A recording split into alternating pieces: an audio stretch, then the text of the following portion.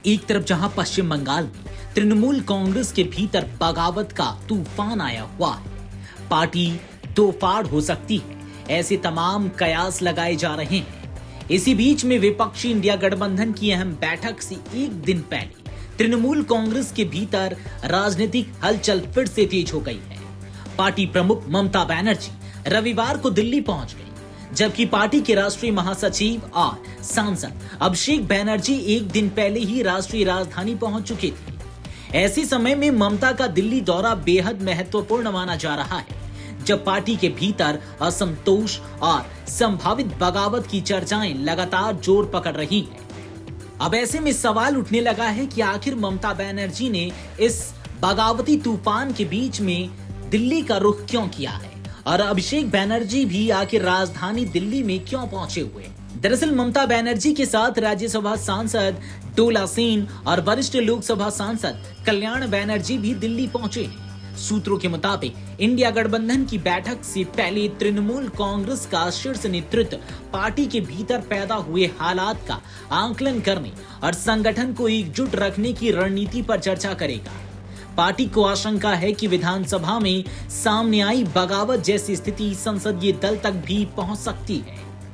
दरअसल पिछले सप्ताह पश्चिम बंगाल की राजनीति में बड़ा घटनाक्रम तब सामने आया जब टीएमसी के 80 में से 58 विधायक पार्टी के आधिकारिक विधायकी दल से अलग हो गए। निष्कासित विधायक ऋतव्रत बनर्जी के नेतृत्व वाले इस समूह को विधानसभा में प्रमुख विपक्षी दल के रूप में मान्यता भी मिल गई।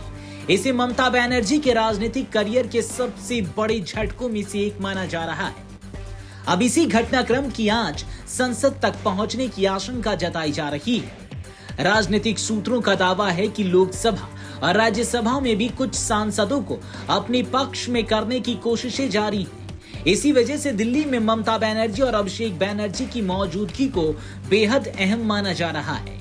माना जा रहा है कि दोनों नेता सांसदों के साथ अलग अलग दौर की बैठकें कर सकते हैं और पार्टी में एकजुटता बनाए रखने का संदेश देंगे। बागी विधायक और नए विधायी दल के उपनेता संदीपन साहा ने दावा किया है कि विधानसभा के बाद अब संसदीय दल में भी असंतोष बढ़ रहा है। उनका कहना है कि पश्चिम बंगाल विधानसभा जैसा घटनाक्रम नई दिल्ली में भी देखने को मिल सकता है। विधानसभा चुनाव में पार्टी की हार के बाद कई नेताओं ने खुलकर अभिषेक बनर्जी की कार्यशैली और नेतृत्व पर सवाल उठाए हैं, जिससे अंदरूनी मतभेद और गहरे होते दिखाई दे रहे हैं। संसदीय गणित की बात करें तो बसीरहाट से सांसद हाजी नरूल इस्लाम के निधन के बाद लोकसभा में टीएमसी के सांसदों की संख्या घटकर 28 रह गई है। दल बदल विरोधी कानून के तहत किसी अलग संसदीय समूह को मान्यता प्राप्त करने के लिए कम से कम 2/3 सांसदों का समर्थन आवश्यक होता है। मौजूदा स्थिति में यह आंकड़ा 19 सांसदों का बनता है। वहीं राज्यसभा में पार्टी के 13 सांसद हैं। ऐसे में किसी भी संभावित टूट की चर्चा राजनीतिक गलियारों में खास महत्व रखती है।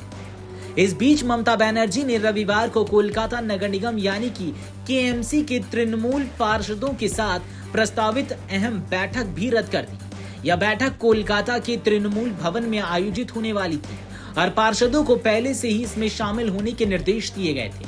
हालांकि बैठक रद्द करने के पीछे की वजह आधिकारिक तौर पर नहीं बताई गई। केएमसी की बैठक रद्द होने को भी मौजूदा राजनीतिक परिस्थितियों से जोड़कर देखा जा रहा है। दरअसल पश्चिम बंगाल के पूर्व नगर विकास मंत्री और कोलकाता के पूर्व मेयर फरहाद हकीम के इस्तीफे के बाद राजनीतिक समीकरण तेजी से बदले। इसी बीच मुख्यमंत्री शुभेंदु अधिकारी के नेतृत्व वाली नई राज्य सरकार ने केएमसी अधिकारियों को नोटिस जारी कर यह बताने को कहा है कि मेयर के इस्तीफे के बाद तृणमूल कांग्रेस के नियंत्रण वाले नगर निगम बोर्ड को क्यों न भंग कर दिया जाए।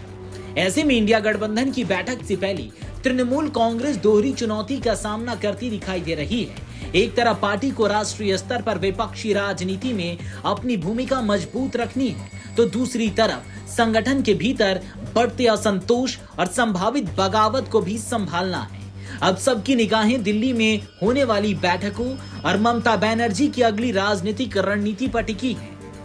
वीडियो डेस्क अमर उजाला.com।